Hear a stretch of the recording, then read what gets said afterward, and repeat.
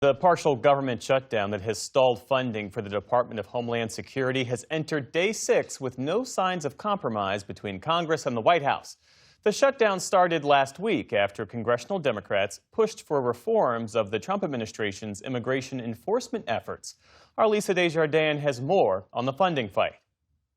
Both the House and the Senate are out of town this week, but what they've heard from constituents at home will matter when they return on Monday. One key swing vote belongs to freshman Republican Ryan McKenzie. He represents Pennsylvania's 7th district, bordering New Jersey. It includes the Lehigh Valley and the city of Allentown, and he joins me now. Congressman, ICE is a major issue in your district. I know that at least one county has said they will not cooperate with ICE. There's a detention center coming in the county next door outside of your district. But I want to start with you. How do you see this immigration crackdown? Do you support it? Well, after 4 years of an open border during the Biden administration, we were seeing and feeling the impacts of that illegal immigration flow right here in our local community. If you go on DHS's website, you can see some of the violent offenders that have been arrested in our cities.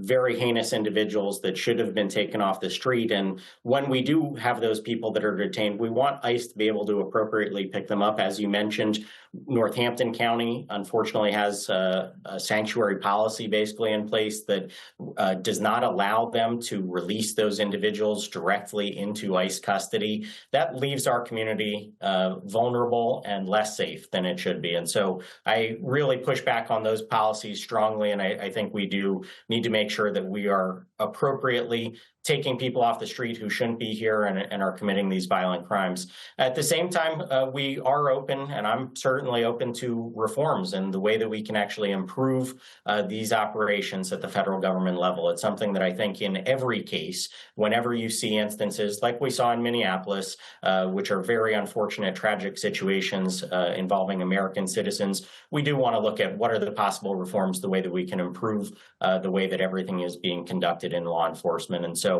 I've been open to those discussions and a part of them as a member of the Homeland Security Committee recently, where I directly asked Director Lyons about what we should be doing to improve operations around and involving U.S. citizens. Okay, let's talk about those key reforms, because that's under discussion right now. That's why DHS essentially has no funding, what Democrats are hoping for. So they're saying they want a list of 10, but I want to ask you about some of the key ones.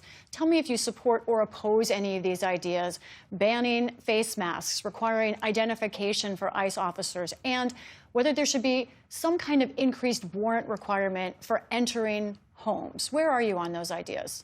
Well, I think we do also have to balance the way that the Democrats are approaching this. They've been very public about it. People like Senator Chris Murphy have said that they want to handcuff ICE, and they actually want to limit the way that they can conduct operations. That is not something that we want to do. We want to make sure that they can fully enforce federal law, taking those violent criminals off the streets. Now, at the same time, when you're talking about ways that we can identify our agents appropriately, there should be identification on these individuals. Maybe it's not a name, maybe it's a badge number, but some way that if an officer is involved in an instance, an officer-related shooting or something else, that they could be identified if they do have a mask on. And so the controversy around masks, I think, is one that we do want these individuals to be able to show their face. At the same time, this is not a choice that they made lightly. They didn't do it because they wanted to cover their faces, but it's because they really needed to. I mean, we've seen instances where these individuals have been doxxed, their families have been harassed. So if you're going to take a masking element away from these individuals, which I would be open to having a discussion on that front, we should also make sure that we have proper enforcement around the harassment and doxing of these federal law enforcement agents. So there is an appropriate balance that I think could be struck there. And the Senate and the White House are really taking the lead on these negotiations. And so we would like to see some reforms, a reasonable reform package that can get bipartisan support coming back to us in the House. At the same time, the top issue, I don't have to tell you, for Americans remains the economy, and that includes prices. I looked at the largest grocery store in your district, which I think is the Giant store in Allentown, and checked their prices. A Honeycrisp apple, now, given you that's a more luxurious apple, I suppose, Even on sale, that's 12% higher the cost today than it was a year ago, national average. Chicken breast, I'm a mom, I use chicken breast all the time. That price is up 9% at your local grocery store from last year. President Trump promised that grocery prices would come down. How do you respond to those who look at you and say Republicans have failed? Yeah, I think the economy is still a top issue for individuals right here in our local community, and it's everything from food and fuel, housing and healthcare. All of those different elements are things that we are working on. When it comes to grocery prices in particular, it is a challenge. There is no doubt to make sure that we provide the relief for individuals in those necessary staples that you're talking about. And so one of the things that we can provide relief on the flip side, not just in the cost category, but the income side, is to provide significant tax relief for every single American. By increasing the standard deduction, we're providing that. And then in certain categories, it's an expansion of no tax on tips or overtime, an increased deduction for seniors. So in all of those ways, people are going to be seeing and feeling more money back in their pockets this tax season. And that is a very helpful thing when you're trying to make ends meet in your family budget.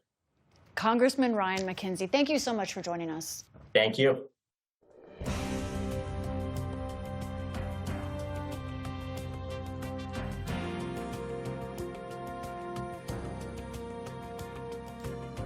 Support journalism you trust. Support PBS News. Donate now, or even better, start a monthly contribution today.